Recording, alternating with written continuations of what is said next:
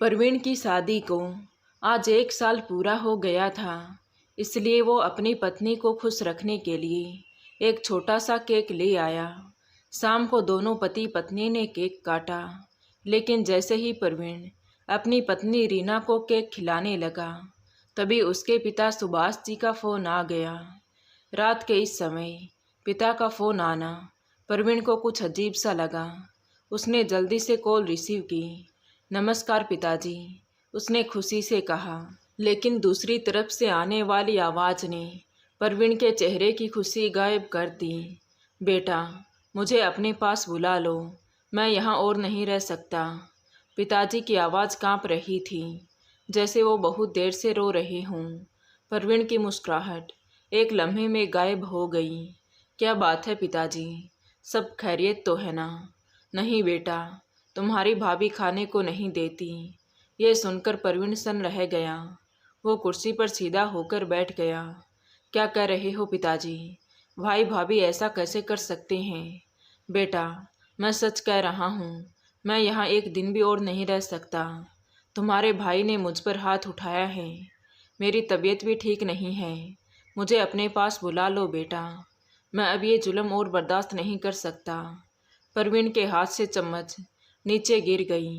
तभी पास में खड़ी रीना ने फौरन उसका उतरा हुआ चेहरा देखकर परेशानी से कहा, क्या हुआ? इतने परेशान क्यों लग रहे हो? तो परवीन ने फ़ोन को एक तरफ करके आहिस्ता से कहा, पिताजी का फ़ोन है। वो कह रहे हैं कि भाई और भाभी उन पर जुल्म कर रहे हैं। ये सुनकर रीना का चेहरा सख्त हो गया। तो तुमने क्या कहा? उसने पूछा। तो परवीन धीरे से बोला, अभी तो कुछ नहीं कहा, लेकिन अगर पिताजी वाकई मुश्किल में हैं तो मुझे कुछ करना होगा। तभी रीना ने झट से हाथ आगे बढ़ाकर मोबाइल उससे छीन लिया और सख्त लहजे में बोली, अक्ल से काम लो परवीन, हम यहाँ खुशी से अपनी ज़िंदगी बिता रहे हैं। अगर तुमने पिताजी को यहाँ बुला लिया तो सब कुछ बर्बाद हो जाएगा। तुम्हें नहीं मालूम कि बूढ़े लोग कितने जिद्दी होते हैं, लेकिन वो मेरे पिताजी हैं रीना, और मैं तुम्हारी पत्नी हूँ परवीन। रीना की आंखों में गुस्सा साफ झलक रहा था। ये मत भूलो कि ये घर किसका है। अगर तुमने उन्हें यहाँ लाने का सोचा भी तो मैं ये घर छोड़ दूंगी। रीना की बातों ने परवीन को अंदर से झकझोर कर रख दिया। वो एक लम्हे के लिए कुछ बोल ही नहीं पाया। उसके एक तरफ उसके पिता थे जो तकलीफ़ में थे, और दूसरी तरफ उसकी बीवी थी जिसके बगैर उसकी ज़िंदगी मुमकिन ही नहीं थी। तुम्हें फैसला करना होगा परवीन। रीना की आवाज़ में ठहराव था, मगर उसके अल्फाज में धमकी छुपी थी। उसने गहरी सांस ली और फिर पिताजी को बहाना बनाकर कह दिया कि पिताजी, मैं अब शहर से बाहर हूँ, घर जाकर आपसे बात करता हूँ। इतना कहकर उसने फ़ोन रख दिया। लेकिन उसके दिमाग में ख्यालात की आंधी चल रही थी। लेकिन फिर भी उसे मुस्कुराना पड़ा, क्योंकि उसकी अमीर बीवी को ये बिल्कुल भी पसंद नहीं था कि उसकी पहली एनिवर्सरी में किसी भी तरह की बदतमीजी पैदा हो। इसलिए वो अपनी शादी की पहली सालगिरह को पूरी तैयारी से मनाना चाहता था, ताकि कोई ड्रामा ना हो। क्योंकि रीना के कारण ही परवीन की ज़िंदगी बदल गई थी। वो जो पहले एक असिस्टेंट की कुर्सी पर बैठा दिन भर आंकड़ों में उलझा रहता था, अब वो उस कंपनी का फाइनेंस डायरेक्टर बन चुका था। उसकी तनख्वाह कई गुना बढ़ गई थी। उसके पास एक चमचमाती नई गाड़ी आ गई थी और एक बड़ा सा फ्लैट जो रीना के पिता ने उसे तोहफे में दिया था। अब तो वो जैसे हवाओं में उड़ने लगा। वही लोग जो उसे नज़रअंदाज करते थे अब उसके आगे पीछे घूमने लगे थे। वो ये शादी करने से एक आम आदमी की जगह एक अमीर दामाद बन चुका था। लेकिन उसे क्या पता था कि यह खुशी सिर्फ एक ख्वाब थी, क्योंकि शादी की पहली रात ही रीना ने साफ लफ्ज़ों में कह दिया था कि मैं अपनी ज़िंदगी में किसी और को बर्दाश्त नहीं कर सकती, फिर चाहे वो आपके पिताजी ही क्यों ना हो। उस वक्त तो परवीन ने रीना की बात को ज़्यादा सीरियस नहीं लिया। उसे लगा कि वो बस अपनी आज़ादी बरकरार रखना चाहती है। लेकिन वक्त के साथ ये बात एक जंजीर बन गई जो उसके वजूद को झकझोरने लगी। अब परवीन के लिए सबसे बड़ा सवाल ये था कि पिताजी को कहाँ रखेगा। वो चाहता था कि पिताजी उसके साथ ही रहें, लेकिन रीना ने तो कह दिया कि मैं यहाँ तुम्हारे पिताजी को नहीं रख सकती। वो बेबस हो गया। उसने सोचा कि कम से कम पिताजी को अपने करीब किसी अच्छी जगह पर रख लूं, लेकिन रीना ने इसके लिए भी इनकार कर दिया। तो मजबूर होकर उसने अपने पिताजी को अपने बड़े भाई के पास भेज दिया। शादी के बाद उसकी ज़िंदगी इतनी बदल गई कि वो खुद को पहचान ही नहीं पाया। रीना एक खूबसूरत ख्वाब की तरह थी, लेकिन हकीकत में वो एक ऐसी मालिक थी जिसके आगे वो बस एक गुलाम बनकर रह गया। वो क्या पहनेगा, किससे मिलेगा, क्या खाएगा, ये सब कुछ वही तय करती थी। बदले में उसे अपनी मनचाही ख्वाहिश पूरी करने का मौका मिल जाता। ये बुरा नहीं था, इसलिए वो भी खामोशी से वक्त गुजारने लगा। उसे उसकी मोहब्बत पर कोई शक नहीं था, लेकिन ये कोई मोहब्बत नहीं, एक कैद थी। वो उसकी पसंद का खाना खाता, उसकी मर्जी के मुताबिक ज़िंदगी गुजारता। उसकी कोई अपनी राय, कोई अपनी ख्वाहिश नहीं रही थी। वक्त गुजरता गया और परवीन इस ज़िंदगी का आदी होता गया। उसके पिता सुभाष जी कभी कभार फ़ोन करते, लेकिन परवीन कोई भी बहाना बनाकर ज़्यादा बात नहीं कर पाता। उसे मालूम था कि पिताजी तकलीफ़ में हैं, लेकिन वो कुछ नहीं कर सकता था। फिर आज उनका फ़ोन आया। वो उसके पास आना चाहते थे क्योंकि वो बड़े बेटे बहू के रवैये से बेहद परेशान हो चुके थे, लेकिन यहाँ भी रीना ने उसकी ज़िंदगी तबाह कर रखी थी, इसलिए उसने कोई बहाना बनाकर फ़ोन रख दिया। 2 दिन गुजर गए और उसने पिताजी को दोबारा फ़ोन ही नहीं किया। वो चाहता था कि सब कुछ खुद ही ठीक हो जाए, लेकिन उसका दिल बेचैन था। तीसरे दिन शाम के वक्त दरवाजे पर ज़ोरदार दस्तक हुई। परवीन ने झाँक कर देखा तो सामने का मंजर देखकर उसके पैरों तले से ज़मीन खिसक गई, क्योंकि दरवाजे पर उसके पिता सुभाष जी खड़े थे। उनकी आंखों में बेबसी साफ झलक रही थी। वो कांपती आवाज़ में बोले, बेटा दरवाज़ा खोलो, मैं तुम्हारे पास आना चाहता हूँ। यह सुनकर परवीन की सांसें रुकने लगी। उसके पिताजी, जिन्हें उसने हमेशा मजबूत देखा था, आज वो टूटे हुए और बेसहारा लग रहे थे। उसने दरवाज़ा खोलने के लिए हाथ आगे बढ़ाया ही था कि तभी रीना तेज़ी से उसके करीब आई और उसके हाथ पर अपना हाथ रख दिया। क्या हुआ? दरवाजे पर कौन है? उसने सख्त लहजे में पूछा। पिताजी हैं, परवीन के मुंह से धीमी आवाज़ निकली। तो वो एकदम से गुस्से से बोली, ये यहाँ क्यों आए हैं? तो परवीन ने बेबसी से कहा, रीना वो मेरे पिताजी हैं। कहाँ जाएंगे? अरे कहाँ जाएंगे से क्या मतलब है? जहाँ से आए हैं वहीं वापस चले जाएं। परवीन बोलना चाहता था कि वो उसके भी पिताजी हैं, तो उसके भी कुछ जिम्मेदारी बनती है, लेकिन वो बेबस था क्योंकि रीना उसके हर फैसले पर हावी थी। परवीन, तुमने इनका कोई ठेका नहीं ले रखा है। तुम्हारे भाई भाभी इन्हें अच्छे से रख सकते हैं। दरवाजे से हट जाओ, थोड़ी देर में खुद ही चले जाएंगे, रीना ने हुक्म देने के अंदाज में कहा। तो परवीन के हाथ कांपने लगे। उसके सामने वो बाप खड़ा था जिसने उसे पाला पोसा, उसके लिए अपनी सारी खुशियाँ कुर्बान कर दी, और पीछे वो बीबी खड़ी थी जिसने सब कुछ तो दिया, लेकिन उसकी मर्जी भी छीन ली। परवीन की आंखों से आंसू बहने लगे। उसने दरवाजे की होल से देखा तो उसके पिताजी मायूस खड़े दरवाजे के खुलने का इंतजार कर रहे थे और ठंड से कांप रहे थे। रात हुई, आसमान पर बादल गरजने लगे और मूसलाधार बारिश शुरू हो गई। परवीन अब तक जाग रहा था। उसकी नज़र खिड़की पर जमी थी। उसने पर्दा खिसकाकर देखा तो उसके पिताजी बारिश में भीग रहे थे और दीवार के पास सिर लगाकर बैठे थे। उसने फौरन खिड़की का पर्दा बराबर कर दिया और लेटकर छत को घूरने लगा, मगर उसके जहां में सिर्फ एक ही मंजर घूम रहा था कि पिताजी दरवाजे के बाहर भीग रहे हैं और वो कुछ भी नहीं कर पा रहा। वो वही बाप है जो उसके बचपन में उसे कंधों पर बिठाकर मीलों चलते थे, और आज वही बेटा उसे बेसहारा बाहर छोड़ रहा है। उसके दिल की धड़कन बढ़ गई। उसने करवट बदली और रीना की तरफ देखा, जो अपने बिस्तर पर पूरे सुकून से सो रही थी, जैसे कुछ हुआ ही ना हो। अब परवीन से बर्दाश्त नहीं हुआ। वो उठा, खिड़की की तरफ गया और बाहर झाँका तो पिताजी अभी भी वही दीवार के पास लगे बैठे थे। परवीन ने खुद से कहा, बस अब और नहीं।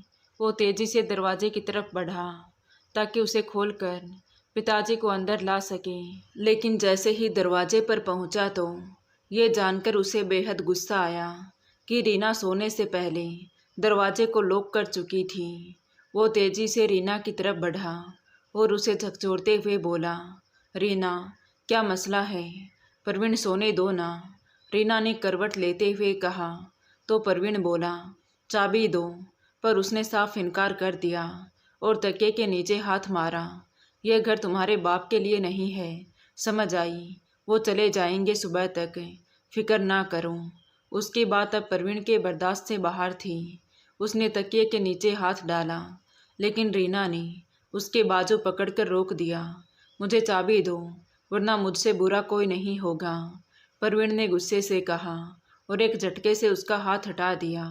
रीना ने तेजी से चाबी को मुट्ठी में दबा लिया। ये चाबी नहीं मिलेगी। अब परवीन का खून खोल उठा। उसने उसकी कलाई पकड़ी और जोर से झटक दिया तो रीना चीख उठी और चाबी फर्श पर गिर गई।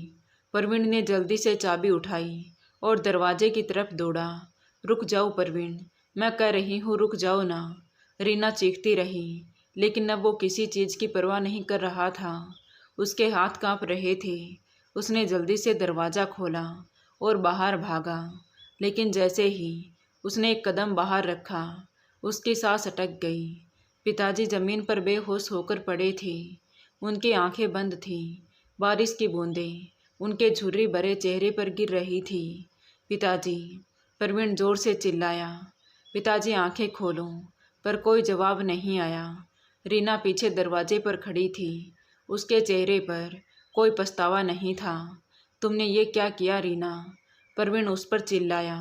मैंने कुछ नहीं किया परवीन, तुमने खुद फैसला किया था कि दरवाज़ा बंद रखोगे। मैंने तो सिर्फ तुम्हें रोका था। तुम्हारी कमज़ोरी की वजह से ये हुआ है। अगर तुम मर्द होते तो मेरी ना सुनते। अब मुझ पर भले मत करो। ये सुनकर परवीन की आंखों से आंसू बहने लगे। उसने अब कुछ भी कहना ठीक नहीं समझा और जल्दी से अपने पिताजी को लेकर अस्पताल की ओर निकल गई। रास्ते भर उसके कानों में पिताजी की बातें गूंज रही थी। बेटा, दरवाज़ा खोलो, मुझे तुम्हारे पास आना है। लेकिन वो बेबस उन्हें अंदर नहीं बुला सका। अस्पताल पहुंचते ही डॉक्टर ने उसके पिताजी को इमरजेंसी में दाखिल कर लिया और वो बाहर खामोशी से बैठा उनका इंतज़ार करने लगा। कुछ देर बाद डॉक्टर ने बाहर आकर कहा, आप अपने पिताजी से फ़ौरन मिल लें। हम कुछ कह नहीं सकते। अगले 24 घंटे बहुत अहम हैं। उसका दिल जैसे किसी ने मुट्ठी में जकड़ लिया हो। वो लड़खड़ाते कदमों से पिताजी के पास पहुंचा तो पिताजी निढाल पड़े थे, आंखें भीगी हुई थी। परवीन ने उनका हाथ थामा। पिताजी, मैं यही हूँ, आप फिक्र ना करें, आप बिल्कुल ठीक हो जाएंगे। तो पिताजी ने उसकी तरफ देखा और आहिस्ता से आंखें बंद कर ली। परवीन निशब्द खड़ा था, जैसे सांस लेना ही भूल गया हो। अगले 24 घंटे उसके लिए किसी कयामत से कम नहीं थे। वो अस्पताल में ही रुक गया। रीना को फ़ोन पर खबर कर दी तो उसका रवैया बिल्कुल सर्द था। तुम तो अस्पताल के ही होकर रह गए हो। ऑफिस का इतना सारा काम पड़ा है और तुम्हें ज़रा भी ख्याल नहीं। उसके अल्फाज परवीन के दिल पर चुभे, लेकिन वो उस वक्त उससे उलझने की हालत में नहीं था। भगवान का करना ऐसा हुआ कि उसके पिताजी बच गए। जैसे ही डॉक्टर ने उसे ये खुशखबरी सुनाई तो उसकी आंखों से खुशी के आंसू बहने लगे। कुछ दिन बाद उसके पिताजी को अस्पताल से डिस्चार्ज कर दिया, लेकिन अब उन्हें घर ले जाना किसी आजमाइश से कम नहीं था। उसे मालूम था कि रीना के तेवर सख्त होंगे, लेकिन उसने फैसला कर लिया था कि पिताजी उसके साथ ही रहेंगे, चाहे कुछ भी हो जाए। जिस वक्त वो अस्पताल से निकला, तेज़ तूफान के साथ बारिश शुरू हो गई, लेकिन एक तूफान उसके सीने के अंदर भी तबाही मचा रहा था। उसे इस बात का अफसोस था कि पिताजी 5 दिन तक अस्पताल में भर्ती रहे, लेकिन रीना 1 घंटे के लिए भी उन्हें देखने नहीं आई। उसे इस बात का भी एहसास नहीं हुआ कि ये पिता समान ससुर हैं उसके और बीमार हैं। तंदुरुस्त होते तो बात अलग थी, लेकिन बीमारी की हालत में भी उसका दिल नहीं पसीजा। ये कैसी औरत है, क्या अमीरों के सीने में दिल नहीं होता? रीना के इस रवैये पर परवीन बेहद परेशान था। पिताजी को घर ले जाते हुए उसकी परेशानी और बढ़ गई। एक तरफ पिताजी की बीमारी थी, उन्हें खास देखभाल की ज़रूरत थी, और दूसरी तरफ रीना का मूड जो हर पल बदलता रहता था। अब पिताजी की मौजूदगी में न जाने उसका रवैया कैसा होगा। इसी बात ने उसका दिल अंदर तक झकझोर कर रख दिया था। वो जैसे ही अपने पिताजी को लेकर घर पहुंचा तो सामने रीना को देखकर वहीं ठिठक गया। रीना ऐसे खड़ी थी जैसे पहले से ही उसका इंतजार कर रही हो। परवीन, इन्हें कहाँ लेकर आ रहे हो? जाहिर सी बात है रीना, अपने घर लेकर आ रहा हूँ, और कहाँ लेकर जाऊँगा? परवीन ने भी गुस्से से कहा और अपने पिताजी को अंदर लेकर आ गया। उन्हें सोफे पर बिठाकर बोला, पिताजी आप परेशान ना हो, मैं सब संभाल लूँगा। वो धीरे से मुस्कुराए, मगर उस मुस्कुराहट में वो चमक नहीं थी जो वो हमेशा उनके चेहरे पर देखता था। वो किचन में गया ताकि उनके लिए चाय बना सके, लेकिन जैसे ही उसने चूल्हा जलाया तो रीना गुस्से से दनदनाते हुए अंदर दाखिल हुई। ये सब क्या हो रहा है परवीन? हमने शादी के वक्त क्या वादा किया था? परवीन बेबसी से बोला, रीना वो बीमार हैं, इस वक्त उनका ख्याल रखना मेरा फ़र्ज है। और तुम्हारा भाई, वो किस मर्ज़ की दवा है? क्या वो मर गया है? क्या सिर्फ तुम्हारा फ़र्ज है कि तुम अपने बाप को उठाकर अपने कंधों पर लेकर फिरो? रीना ने तंज कसा तो परवीन ने एक गहरी सांस ली और नरमी से समझाने की कोशिश की। देखो रीना, जब पिताजी ठीक हो जाएंगे तो मैं उन्हें वहाँ भेज दूँगा। खुदा के लिए सिचुएशन को समझने की कोशिश करूं, लेकिन अभी चुप रहो प्लीज़। उसने आगे बढ़कर उसका हाथ पकड़ा। मैं सब कुछ बर्दाश्त कर सकती हूं परवीन, लेकिन अपनी ज़िंदगी में इस किस्म की मुसीबत नहीं, समझे या नहीं? ये मुसीबत नहीं, मेरा फ़र्ज है। परवीन ने आवाज़ दबाई। फ़र्ज? और जो वादे तुमने मुझसे किए थे वो क्या थे? वो तुम पर फ़र्ज नहीं है क्या? रीना, खुदा के लिए धीरे बोलो प्लीज़। पिताजी सुन लेंगे तो क्या सोचेंगे? तुम्हें अपने पिताजी की परवाह तो है, लेकिन मैं क्या सोच रही हूँ उसकी तुम्हें कोई परवाह नहीं। रीना मुंह फुलाकर बोली तो परवीन ने अपना सिर पकड़ लिया। मुझे हर पल हर लम्हा सिर्फ तुम्हारी परवाह है रीना, लेकिन तुम मेरी सिचुएशन समझने की कोशिश तो करो। पिताजी अभी अभी मौत के मुंह से निकले हैं। तुम्हें पता है बारिश में भीगने की वजह से वो कितने बीमार हो गए थे। अगर उन्हें कुछ हो जाता तो यकीन मानो मैं खुद को कभी माफ़ नहीं कर पाता। ये तो भगवान का शुक्र है कि उन्होंने पिताजी को बचा लिया। बस कुछ दिनों के लिए सब्र कर लो, जैसे ही वो ठीक हो जाएंगे मैं उन्हें वापस भेजने का इंतज़ाम कर दूंगा। वो उसे घूरती रही, फिर पैर पटकती हुई बाहर निकल गई, लेकिन उसके बाद उसका रवैया और ज़्यादा तल्ख हो गया। कभी वो खाने की मेज़ पर बर्तन ज़ोर से पटकती तो कभी परवीन से इतनी बदतमीजी से बात करती कि वो पिताजी के सामने ही शर्मिंदा हो जाता। लेकिन जाहिर है वो कोई प्रतिक्रिया नहीं दे सकता था, क्योंकि उसे पता था कि इससे हालात और भी बिगड़ सकते हैं। उसने अपनी ज़िंदगी बड़ी मुश्किल से संभाली थी, इसलिए बहुत सोच समझकर कदम उठा रहा था। वो जानता था कि उसकी ज़िंदगी में अमीरी रीना के बदौलत ही आई थी, और अब तो उसे अमीरी में जीने की आदत हो गई थी। उसके बिना तो ज़िंदगी की कल्पना भी मुश्किल थी। इसलिए अब वो रीना को नाराज़ करके अपने पहली वाली गरीबी में नहीं लौटना चाहता था। इसलिए उसने रीना के बर्ताव को बर्दाश्त कर लिया, क्योंकि ये बस कुछ दिनों की बात थी। उसने सोचा जैसे ही पिताजी ठीक हो जाएंगे वो किसी न किसी तरह उन्हें भाई के पास वापस भेज देगा, और फिर उसके और रीना के बीच सब कुछ पहले जैसा ठीक हो जाएगा। इसलिए उसका पूरा ध्यान पिताजी की देखभाल पर था, और वो उसमें कामयाब भी हो रहा था, क्योंकि उनकी तबीयत में लगातार सुधार आ रहा था। मगर जैसे ही वो थोड़े बेहतर हुए तो रीना ने उस पर दबाव डालना शुरू कर दिया। अब तुम्हारे पिताजी की तबीयत काफ़ी बेहतर हो चुकी है, तुम अपने भाई को क्यों नहीं बताते कि वे आकर उन्हें ले जाएं? तो उसने धीरे से कहा, देखो रीना, पिताजी वहीं से तो आ रहे हैं। अगर उन्हें वाकई फिक्र होती तो कम से कम पिताजी के आने के बाद एक बार फ़ोन करके उनकी खैरियत तो पूछ लेते। पिताजी जब तक पूरी तरह ठीक नहीं हो जाते, मैं उन्हें दोबारा उस जहन्नुम में कैसे भेज सकता हूँ? तो क्या सारी जिम्मेदारी सिर्फ तुम्हारी है? अब तो रीना रोज़ उसे ताना देती। इसी वजह से एक दिन तंग आकर परवीन ने अपने भाई को फ़ोन कर दिया, तो 2 दिन बाद ही भाई भाभी दोनों आ गए। तो उसने सुकून की सांस ली, मगर भाभी के तेवर देखकर अंदाज़ा हो गया कि वो पिताजी को साथ ले जाने के मूड में नहीं है। चाय नाश्ता करवाने के बाद रीना ने तंज भरे लहजे में कहा, वैसे आप दोनों पिताजी को लेने आए हैं या बस उनका हालचाल पूछने? ये सुन बड़ी भाभी ने गुस्से से कहा, क्या मतलब है तुम्हारा? मतलब बहुत साफ है।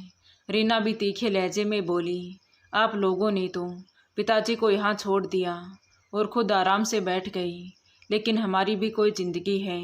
हमने नहीं कहा था कि पिताजी को अपने पास रखूं। वो खुद आए हैं यहाँ, और अगर आ ही गए हैं तो उनकी थोड़ी बहुत सेवा तुम लोग भी कर लो। हमने भी तो सेवा की है उनकी। हॉस्पिटल के तमाम बिल हमने ही भरे हैं। अच्छा, और ये हज़ारों के नहीं बल्कि लाखों के बिल हैं। आप लोगों ने तो इसमें कोई हिस्सा नहीं डाला, सब कुछ हमने ही पे किया है। रीना ने गुस्से से कहा। तो उसकी जेठानी बोली, तो इसमें हम क्या करें? ये तो स्पष्ट है कि जिस घर में माता पिता रहेंगे वही उनका इलाज और देखभाल करेंगे। जब तक पिताजी हमारे घर में थे हमने उनका पूरा इलाज करवाया, लेकिन कभी किसी को जताया नहीं। और तुमने तो ज़रा से पैसे क्या खर्च कर दिए, तुरंत जताने बैठ गई। मैं जताने नहीं बैठी, बस ये बताने की कोशिश कर रही हूँ कि अब आप अपनी जिम्मेदारियाँ संभालें और उनकी देखभाल करें। हमें ऑफिस भी जाना होता है, जबकि आप घर पर ही रहती हैं। आपके लिए तो कोई दिक्कत भी नहीं। तभी भाभी गुस्से से बोली, पिताजी इतने बीमार हैं, उन्हें अच्छे इलाज की ज़रूरत है। हम अभी उन्हें अपने पास रखने की स्थिति में नहीं हैं। अच्छा, तो क्या हम इस स्थिति में हैं? रीना की आवाज़ तेज हो गई।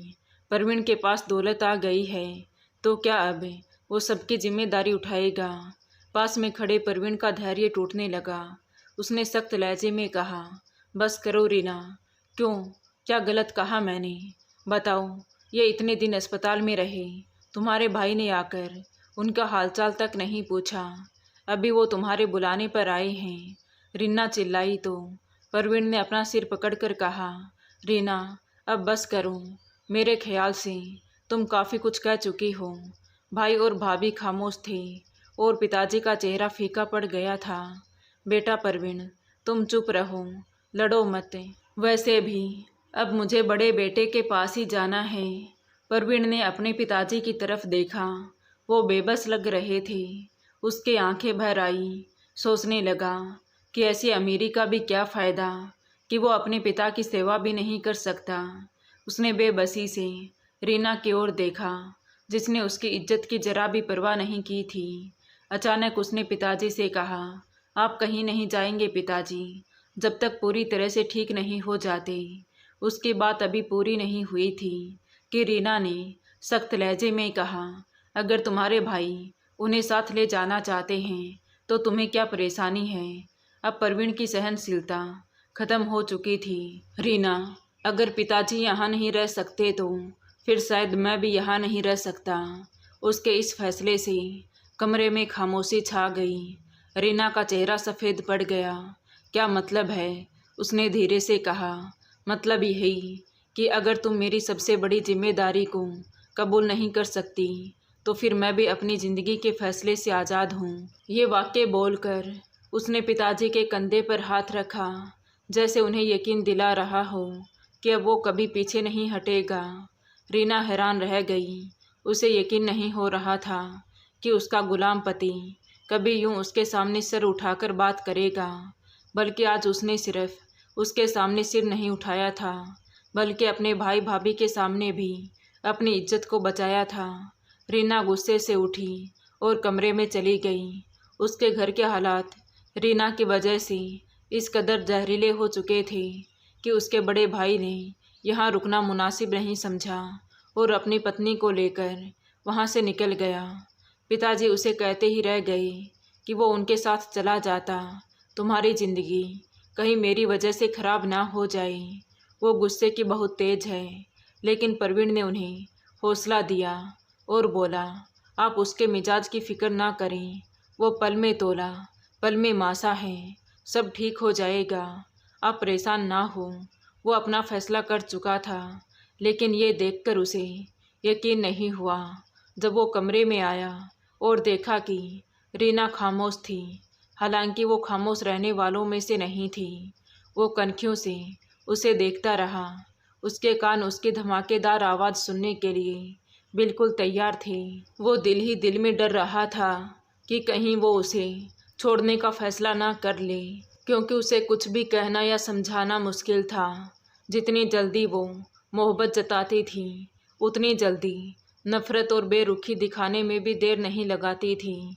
वक्त के साथ उसे ये अच्छे से समझ आ गया था कि वो उसके फैसले से समझौता करने की कोशिश कर रही है। परवीन भी अब उसे खुश रखने की हर मुमकिन कोशिश करने लगा। उसे पहले से ज़्यादा वक्त देने लगा। पिताजी की तबीयत पहले से काफ़ी बेहतर थी, इसीलिए उसने दोबारा दफ्तर जाने का सोचा। एक हफ्ते बाद उसने दफ्तर जाना शुरू कर दिया, लेकिन कुछ ही दिन बीते थे कि परवीन को महसूस होने लगा कि पिताजी की तबीयत और ज़्यादा बिगड़ रही है। उनकी भूख भी कम हो गई थी। परवीन ने फैसला किया कि उन्हें किसी अच्छे डॉक्टर के पास लेकर जाएगा, मगर जैसे ही उसने ये बात रीना से कही तो वो फ़ौरन चौंक कर बोली, अरे परवीन, इसमें इतना परेशान होने वाली क्या बात है? अगर तुम्हें लगता है कि तुम्हारे पिताजी को चेकअप की ज़रूरत है तो तुम्हें इतना परेशान होने की ज़रूरत नहीं। हमारे फैमिली डॉक्टर बहुत ही काबिल हैं, मैं कॉल कर देती हूँ, वो आकर देख लेंगे। उसकी बात सुनकर परवीन हैरान रह गया। उसे इस बात की खुशी भी हुई कि रीना उसके पिताजी की फ़िक्र कर रही है, लिहाजा ही उसने खुशी से उसके कंधे पर हाथ रखते हुए कहा, जैसे तुम्हारी मर्जी, मैं ये मामला तुम्हारे हाथ में देता हूँ और मुझे यकीन है कि तुम इसे बहुत अच्छे से सुलझाओगी। उसकी बात सुनकर रीना मुस्कुरा उठी और फिर सच में उसने परवीन के सामने ही डॉक्टर को कॉल करके सारी बात बता दी। उसे इतनी तसल्ली से सब कुछ बताते देख परवीन को रीना पर और ज़्यादा विश्वास हो गया। आधे घंटे के अंदर ही डॉक्टर आ गए और उनका चेकअप करके बोले, ये बिल्कुल ठीक हैं, बुढ़ापे में कमज़ोरी आना तो स्वाभाविक है। मैं कुछ ताकत की दवाइयाँ लिख देता हूँ, जो आप इन्हें वक्त पर देते रहिएगा, जिससे ये जल्दी भले चंगे हो जाएंगे। डॉक्टर की बात सुनकर परवीन काफ़ी खुश हो गया और फ़ौरन ही डॉक्टर की लिखी हुई दवाई ले आया। लेकिन फिर भी पिताजी की सेहत तो दिन ब दिन बिगड़ती ही जा रही थी। परवीन उनकी सेहत की वजह से बेहद परेशान रहने लगा। एक दिन उसने रीना से कहा कि मैं एक बार पिताजी को अस्पताल दिखा लाता हूँ। यह सुनकर रीना एकदम से फट पड़ी, आखिर तुम चाहते क्या हो? इतने बड़े डॉक्टर तुम्हारे पिताजी को आकर देख रहे हैं और तुम्हें यकीन नहीं आ रहा? क्या बाहर के डॉक्टर हमारे फैमिली डॉक्टर से ज़्यादा बेहतर हैं? वो उसकी बात सुनकर खामोश हो गया, लेकिन अंदर ही अंदर समझ नहीं पा रहा था। उसके दिल में कुछ खटक सा रहा था। पिताजी की हालत दिन ब दिन खराब होती जा रही थी। हर बार जब वो उन्हें किसी अच्छे अस्पताल में ले जाने की बात करता तो रीना उसी डॉक्टर को बुला लेती, जो वही पुरानी बात दोहरा देता। एक दिन परवीन के चाचा की बेटी सविता उसके पिताजी से मिलने आई। जब उसने पिताजी को देखा तो फ़ौरन चौंक गई। परवीन, इनकी हालत तो बहुत ख़राब लग रही है, इन्हें फ़ौरन अस्पताल लेकर जाऊं। तो उसने उसे बताया कि रीना का फैमिली डॉक्टर पिताजी का चेकअप करके जाता है। उसने बताया था कि बीमारी और बुढ़ापे की वजह से उनकी ये हालत है। तो सविता ने सिर हिलाते हुए कहा, आखिर किसी और डॉक्टर को दिखाने में क्या हर्ज है? जब इन दवाओं से कोई फ़र्क ही नहीं पड़ रहा तो बेहतर होगा कि दवा बदल दी जाए और किसी और डॉक्टर से सलाह ली जाए। उसने उसकी बात मान ली, क्योंकि उसके दिल में भी यही ख्याल था कि पिताजी को किसी और डॉक्टर को दिखाना चाहिए, लेकिन रीना की वजह से वो अपने फैसले पर अमल नहीं कर पा रहा था। खुशकिस्मती से उस दिन रीना घर पर नहीं थी, लिहाजा ही उसने मौके को गनीमत जाना और अपने पिताजी को तुरंत अस्पताल ले गया। चेकअप के बाद डॉक्टर ने जो रिपोर्ट उसके हाथ में दी, उसे पढ़कर प्रवीण के पैरों तले जमीन खिसक गई। इन्हें धीरे धीरे जहर दिया जा रहा है, इसी वजह से उनकी ये हालत हो रही है। उसके दिमाग में जैसे धमाका सा लगा। अब उसे समझने में जरा भी देर नहीं लगी कि रीना उसके कमज़ोर पिताजी को मारना चाहती थी। यह ख्याल आते ही उसका खून खोल उठा। उसने कभी सोचा भी नहीं था कि जिस औरत की खुशी उसके लिए सबसे बढ़कर थी, वही उसके पिताजी को मारने की कोशिश कर रही थी। उसकी आंखों में आंसू आ गई। वो कितना बेवकूफ़ था जो रीना पर अंधा विश्वास कर बैठा। वो अपने पिताजी को ज़रूरी इलाज के बाद वापस घर ले आया, लेकिन जैसे ही घर पहुंचा तो रीना उस पर बरस पड़ी। तुम्हें मुझ पर यकीन नहीं था ना प्रवीण, तभी तो तुम मेरे मना करने के बावजूद भी पिताजी को डॉक्टर के पास लेकर गई। इतना सुनते ही प्रवीण ने एक ज़ोरदार तमाचा रीना के गाल पर जड़ दिया। बेवकूफ़ औरत, मुझे क्या गुलाम समझ रखा है? अगर तुम्हारी बात मानकर पिताजी को डॉक्टर के पास नहीं लेकर जाता तो ये तुम्हारी काली करतूतें कैसे सामने आती? ये तुम क्या बोल रहे हो प्रवीण? कौन सी काली करतूत? वही जो तुम अपने फैमिली डॉक्टर के साथ मिलकर कर रही थी। बाहर से आते हुए पुलिस ने कहा तो ये देखकर रीना की सिट्टी बिट्टी गुम हो गई। उसने खामोशी से प्रवीण की तरफ देखा तो प्रवीण ने आंखें निकालते हुए वो सारी रिपोर्ट उसके मुंह पर दे मारी। तुमने क्या सोचा था कि मेरे पिताजी की जान ले लोगी और फिर अपने पैसे की धौंस दिखाकर मुझे अपने इशारों पर नचाओगी? अरे अपना पैसा अपने पास रखो। हर रिश्ता पैसों से नहीं खरीदा जा सकता और ना ही अपनाया जा सकता। इस बात का मुझे बहुत अच्छे से एहसास हो गया है, इसलिए अब मुझे अपनी ये मनहूसियत शक्ल कभी मत दिखाना। निकल जाओ यहाँ से। रीना रोती बिलखती रही, लेकिन प्रवीण ने अब उसके एक ना सुनी और उसे पुलिस के हवाले कर दिया। तो दोस्तों, आपको ये कहानी कैसी लगी कमेंट करके ज़रूर बताएं। कहानी अच्छी लगी हो तो प्लीज़ वीडियो को लाइक करें, शेयर करें और हमारे चैनल कहानी विद देवांशी को सब्सक्राइब ज़रूर करें। Thank you.